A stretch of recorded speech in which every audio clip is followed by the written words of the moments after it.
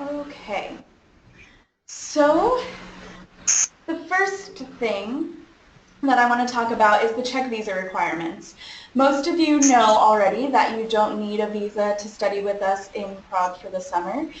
Citizens of Singapore do not need a visa. Those of you who have citizenship from somewhere other than Singapore, I think that we have somebody from China and someone from Vietnam, you will need a visa, and I've already emailed you about that. But just for clarification so everybody else knows, you do not need a visa if you are a citizen of Singapore. The maximum length of your stay with what you'll have just entering the Schengen zone, it's called a tourist visa or the stamp in your passport, is 90 days, and that includes the length of the program. So if you decide to come a little bit early or stay a little bit late, just keep in mind that you have to stay for less than 90 days. Otherwise, you'll have overstayed your tourist visa. The ECS program dates are here. These can also be found on the website, and I'll show you exactly where those are in a minute. But just a couple of key dates for you to look at. The course registration will begin on Monday, May 23rd, and I'll talk about exactly how you'll go about registering for courses in just a minute. Your official arrival day is June 15th. This is the day that you will have provided airport transfer from the airport to the dormitory when you arrive. If you arrive any other day besides June 15th, you'll have to get yourself to the dorm, so just keep that in mind. You'll have 3 days of orientation after you get here, and then courses will begin that following Monday. So you'll have a total of 5 days before your courses begin after you arrive in Prague to get settled and get over the jet lag and all of that good stuff. And then the add drop period will end on Sunday, June 26th. That's the Sunday after the first week of classes. And so any class that you have on your schedule after that time will be on your final transcript. That'll be sent back to you at NUS. And then the regular program will end July 15th. And if you apply for the extension program will then end on July 31st. So we'll get into some of the specifics here. The very first thing that you need to do is register for the ECS website. Instructions for this were also in the pre-departure guide that you received, but I'm going to go over a sample account so that you can see exactly how you will go about registering for the website.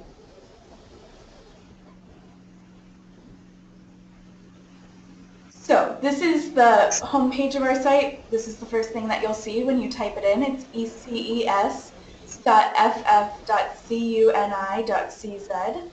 So when you get to this page, you'll click register up here in the top right-hand corner. You'll type in your first name as you gave it to me on your registration form. So even if you had some questions about that, if you've turned in your registration form, then you're in our database, and I entered your name exactly how you gave it to me on the registration form. So we'll type in our name, and then your date of birth. So this is the day, month, and year. Click register. And then you'll be able to choose a login name and a password. So let's choose ECES and NUS 1234. There are usernames and passwords.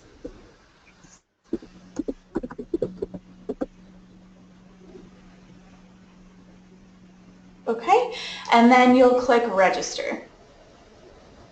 So once you've done that, you should get this screen that says you've been successfully registered and you may now log in. If you don't get this screen, if you get another one that has an error, please email me and send me your complete name, as it should be last name, first name, so designate which is which, and also your full date of birth, and I'll check in our system to make sure that you're in there properly.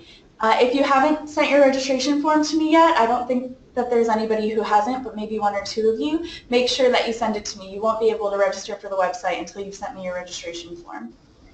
Okay, so after you've registered, you'll log in back again at the top. So we'll put in our username and password and click login. So this is the page that you'll see when you've logged into the website. Once you register for courses, you'll be able to see your courses listed here.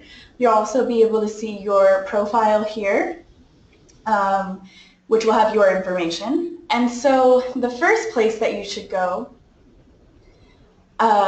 is well, you will see soon a link on the left side that says Summer Students 2016. We'll get it up there. I didn't realize that it wasn't there yet, so my apologies for that. But there you will see your pre-departure guide and a whole bunch of other information that you'll need before you get to Prague. And then I'll go over a couple of other pieces of the website as we go along. So let's go back to our presentation. So to course registration, as I mentioned, this will be on May 23rd, and it's at midnight Central European time. So that means it'll start at 6 a.m. in Singapore. Spaces and courses are given on a first-come, first-served basis. So I recommend that you be online. I know it's early, but be online at 6 a.m. so that way you can sign in for the courses that you want, because it's possible that some of them may fill up.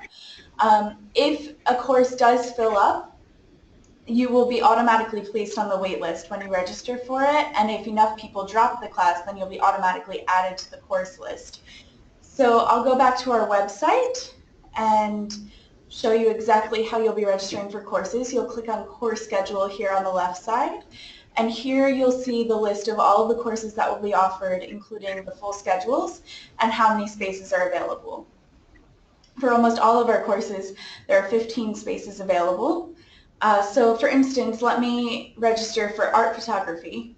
So you click on the course title, and then you will click, well, on this page, first of all, you will have, again, the course schedule, but then all of the information from the course syllabus here. And at the very bottom, you'll be able to download the syllabus. So every course will have all of this information. So look through all of the syllabi before you pick your courses, and maybe this is something that you can be working on now, so that way when course registration rolls around, you know exactly which courses you want to register for. So once you've decided on a course, we'll go back to the top, you'll just click the sign in button here. So right now it'll say that it's not currently possible to sign in or out of the course. After May 23rd, you'll be put onto the course list automatically by clicking on this sign in button. So it's as simple as that. And on the registration day, you'll just go through and click sign in for all of the courses that you want to take. You can take a maximum of 4 courses during the regular summer program. And if you apply for this extension program and are accepted, you'll be automatically registered in that. That registration is not part of this registration process. That's a bit separate. All right. Does anybody have any questions about course registration? I haven't seen any pop up, but nope. Good.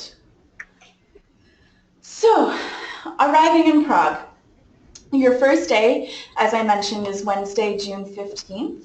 So this is the day that we expect that you'll arrive, but it's possible if you want to, you can come a few days earlier. That's not a problem. But if you want transportation from the airport to the dorm, you have to arrive on June 15th. So if you arrive a different day, then I can provide you with instructions on how to get there via public transportation or suggest a car company that you can order in advance. But we'll provide you with transportation if you arrive on Wednesday, June 15th. So if you want transportation from the airport to the dorm, you have to send me these details by May 30th, and I'll be sending out a couple of emails to remind you as well. But make sure that you send me your flight number, which airline you're flying with, where you're flying from, and that's the flight to Prague. So for example, if you're flying from Singapore to Dubai and then Dubai to Singapore, just send me that you're leaving from Dubai, what time you'll be arriving in Prague, and of course which day. Okay? Once I have those details, then we'll order transportation for you, and when you arrive at the airport, you'll see an ECS staff member and the driver from the car, and they'll be standing there with the ECS sign. Once the driver brings you to the dorm, we'll be waiting for you in the lobby, myself and our housing coordinator, Jakub, and we'll have your housing package for you, which will contain your housing guide, some forms that you need to sign, a map of Prague, your transportation pass, all of that good stuff to get you started in the city. You'll need to have your passport with you to check in at the front desk. You'll have it already because you're flying internationally, but make sure that you have it where you can find it.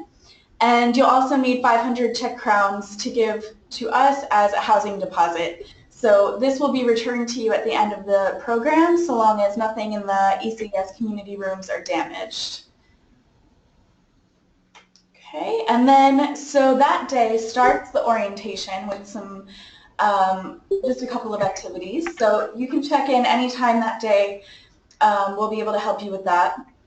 And then the housing orientation will be at 5 p.m. So that will be with the housing coordinator, Jakub. He'll be living there in the dorm with you, and he'll show you around the spaces, show you exactly what you can use and where everything that you'll need is, explain how the laundry system works, where breakfast is, all of that good stuff. And then that evening we've arranged a meet and greet at a nearby pub where you can taste some traditional Czech food, meet the rest of the staff. Everybody will be there, and it's a really beautiful place, the nice view over Prague. So you'll be able to enjoy that evening, meet your peers. The next day is Thursday, June 16th. So this is the day that real orientation gets underway. You'll get your student ID card in the morning, and this will give you access to the university Wi-Fi and the computers in the university buildings. And then you'll have the ECES welcome meeting at 12:30. So this is when you'll officially meet us, and we'll go over all of the details of the program, many of the things that I'm talking about now, but also some other details, and you'll get to meet some of the other staff members that you might not have had a chance to meet yet. And then that afternoon you'll start your Survival Czech Language and Culture course. So this is the 8-hour course. You'll take it over 2 days, and it will give you a brief introduction to the Czech language and also the Czech culture. You'll be in small classes, so hopefully you'll be able to get the basics down, so you'll be able to get yourself around the city, pronounce the metro and tram stops, and order some goulash. That's the most important thing, right? So that will get you started. And then the next day, you'll have the part 2 in the morning. So that one will be actually 5 hours, but you'll have a 1-hour lunch break in between. And then afterwards, as a reward for sitting through 8 hours of Czech language and culture, you'll have the ECS reception and Vltava River cruise, which is a dinner cruise at dusk on the river. It's really beautiful. And so that's when you'll meet everybody again in the program, all of the staff members, and we'll have a really nice evening to end the orientation. So then on Saturday, it's the very last day, and we'll have a day trip. So there will be 3 options to choose from, and you'll get those information about those when I send out the orientation schedule in the next week or 2. And you'll be able to sign up on the ECS website for one of the day trips, and I'll show you how to do that as well. It's very similar to course registration. The photo here is a photo of Kutná Hora, which will be one of the options, but there'll be 2 others as well. And that's the last day of orientation. So then on Sunday you'll have all day free to enjoy Prague, wander around, get settled, and then on Monday you'll begin classes. So we have optional activities available for you this summer as well. So far we have 4 planned, but we may be adding others. The first thing that we have planned is that Sunday, actually the first Sunday of the program, and we have a Prague castle tour available. So you have the option of touring just the exterior of the castle and learning about the history of both Prague and the castle. And then if you want to, you can also choose to go inside and do an extra bit of the tour in the interior of the castle and also the St. Vitus Cathedral, which is the really big, beautiful towers that you see in all of the photos. The second trip that we have is a day trip to Karlstein Castle, which is a beautiful castle not too far from Prague, and so you'll be spending just part of the day there enjoying the castle, getting a tour of the interior, and then also having some lunch in the city. The next is Český Raj, which is a hiking trip through what's known as Bohemian Paradise. And this is the bottom right photo that you can see. It has these really beautiful rock formations, and you'll hike near a castle, have a picnic lunch, and have a really beautiful day.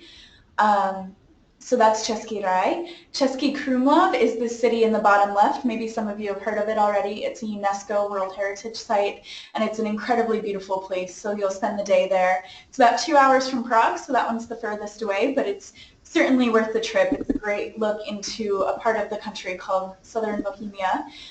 Very beautiful. So you'll have a tour of the city with a local guide who's fantastic, and then you will have the afternoon free to either tour the inside of the castle or go boating on the river, have some lunch, and enjoy what Southern Bohemia has to offer.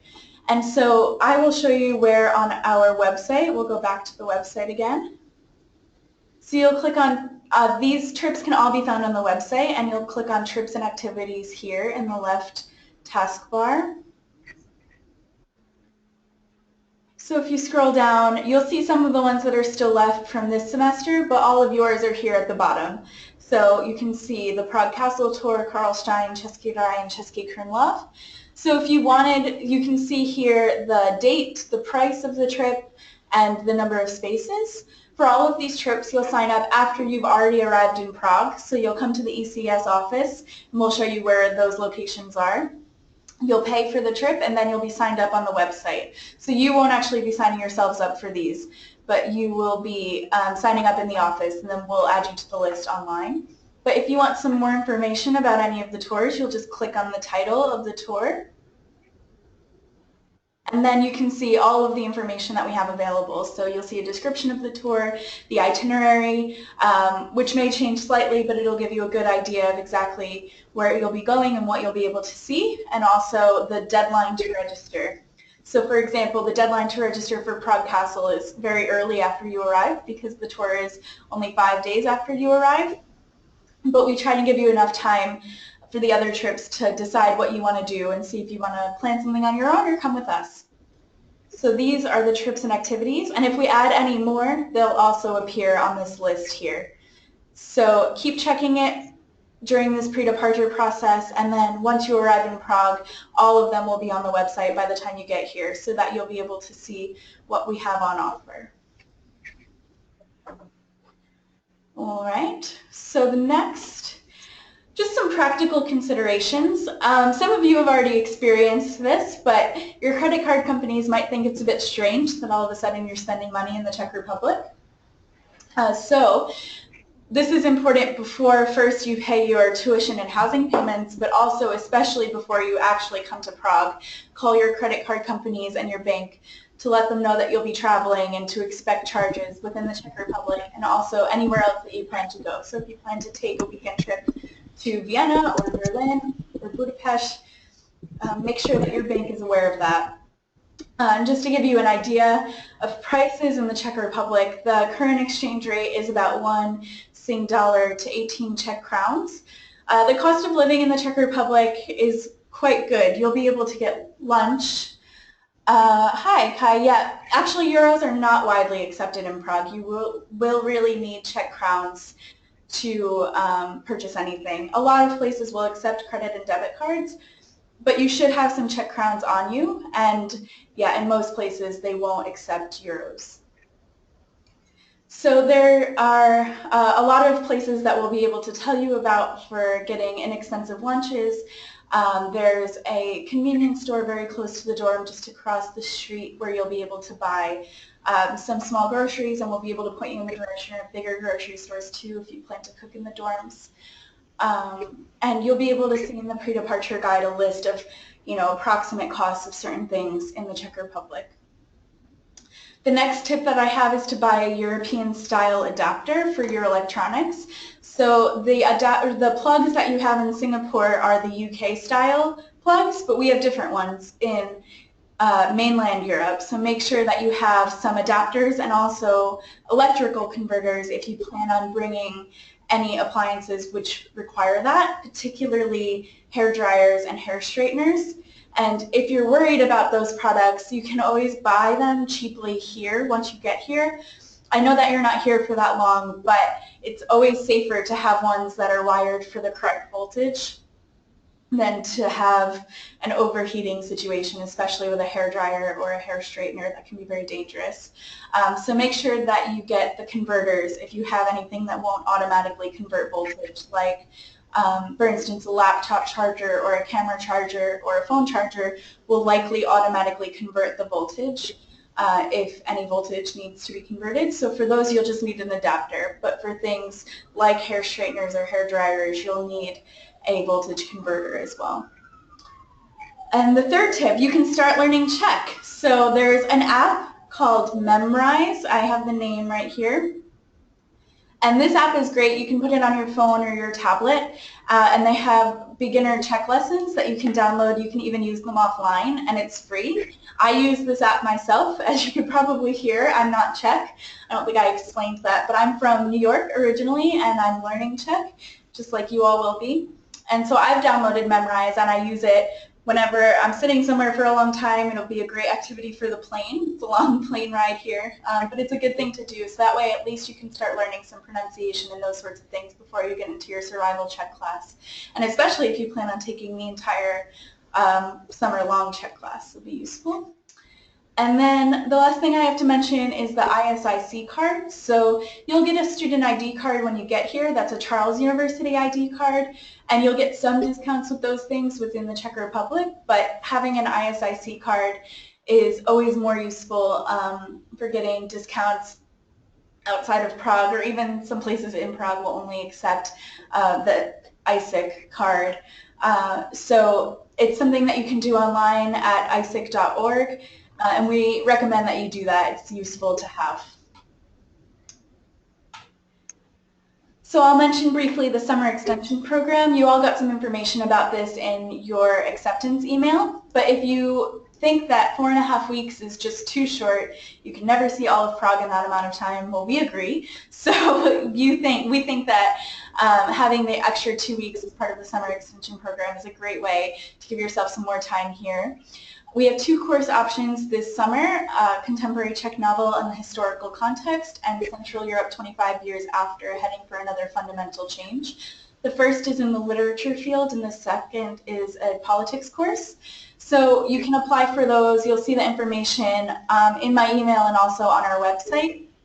But you'll just send me a brief essay and you can send that directly to me, and then that's due by April 30th. So if you want to participate in this program, make sure that you get those applications in soon because you only have 10 days left, and it would be great if we had some of you staying for the extension program. We would really enjoy that. So please don't hesitate to let me know if you have any questions via email about the extension program. I'm happy to answer those for you. Also on our website is the syllabus for each course. And the last thing, so the tuition payments were due on April 15th. There's still some of you that I'm missing them from, and I know that some of you have spoken to me about credit card issues or bank transfer issues, so I've made note of those, but for anybody else, make sure that you get your tuition payment in as soon as possible to maintain your place in the program. And if you have any questions or concerns about that, please email me as soon as possible. Your housing deposit is due on May 1st, so that's coming up soon. You need to submit that housing deposit on time to confirm your place in the dorm. That's super important, as well as submitting your housing application. I need that as soon as possible as well, so if you haven't sent me your housing application yet, please get that to me preferably by the end of this week. That would be really fantastic. And then your housing balance will be due by June 25th. Now, if you want to make your housing full payment by May 1st, that's totally fine. And that might even be better for you because then you won't have to pay the international fee twice to make the credit card payment online. If you have lost your copy of the fee payment instructions, just let me know and I can email those to you as well. All right. So, does anybody have any questions? If not, I think that Jitka has just some comments for you. So here we are. Okay, just reminder about housing. As far as I remember from last time, that some students wanted to know a few details. But first of all, thank you, Katie. As you could see, Katie is a great help here, as she went through very similar experience, as she studied abroad a couple of times, and she is here, as she said, really. She's very happy to help you anytime. About housing, she mentioned the deadline for housing. This year it seems that we are going to have a really, really nice, good group, mixed from all continents. We are very happy as our summer program is growing significantly, and we believe, we are very much convinced that the courses we offer are gonna really meet your expectations and your fields. As you could see, some of them are really focused on relationship between Asia and Europe, and we believe you really will appreciate that. Please, I just wanted to add two more details. Go very carefully through all the syllabi to see what are the courses about, and if you have any question, don't hesitate to approach us, or we can approach even the professor. You can sign up to 4 courses, as Katie mentioned. However, this will be pretty big load on you, and that's why we recommend you sign in. And I know it from previous experience that it's better to choose between 2 and 3 courses. If you feel like making 4, it's fine, but we still recommend then 2 or 3 courses is just the medium load for, because the courses are pretty intensive. You're going to meet 3 times a week for 4 weeks. That's really time consuming. Sure. And you're going to have also assignments, as you are used to from your home university. I'll also mention that if you want to, you can take just 1 course as well. We don't have a minimum course requirement, so some students want to come and they just want to take 1 course, and that's completely fine with us. So as Yitka mentioned, make sure you go through the syllabi and don't overload yourself, because we want you to enjoy your time here too. Exactly. About housing, second about housing, you're going to stay at a dormitory, and as I know from previous Singapore students, we should let you know in advance that you will be able to cook, as you are really used to eat out quite a lot here in Prague. Eating out may be a little bit more expensive, but I know from last years that some Singapore students really enjoyed cooking at the dorm, so be ready and improve your cooking skills for Prague. Also, about summer in Prague, that's a difficult question. You usually ask how is the weather here during the summer. That's very difficult to answer. Last year we had incredibly hot almost all the summer. Am I right? Yes. But still, you should be prepared for rain, for being a little bit windy and cold. So definitely you can get all this stuff here for quite reasonable money, but definitely I would count and take really good shoes. That's walking shoes. You will be walking a lot in Prague, as it's a beautiful way how to get in touch with the city and with all the sites. And this may be time consuming to get really good walking shoes for you. So please bring really good shoes. There may be no rain or quite a lot of rain. Okay, so I'll just answer the couple of questions that we have. The first is about the ISIG card. I believe that it's something that you can get online. I don't think that you need to have a physical location, but do it soon, because there is a fairly significant processing time if you do it online. So I would recommend even looking into that this week to make sure that they can get it to you before you leave.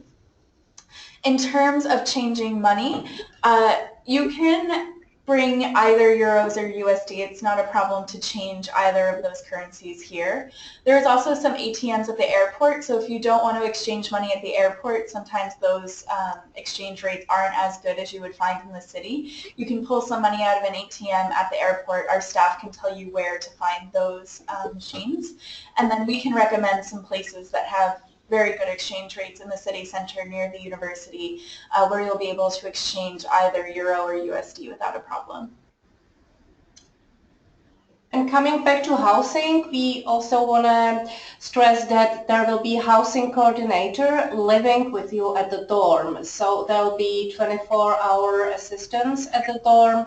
If you need anything, if any health issue raises at night or in the afternoon during the weekends, or if you need very, very ordinary things like where to get your whatever shoes repaired or notebook or whatever.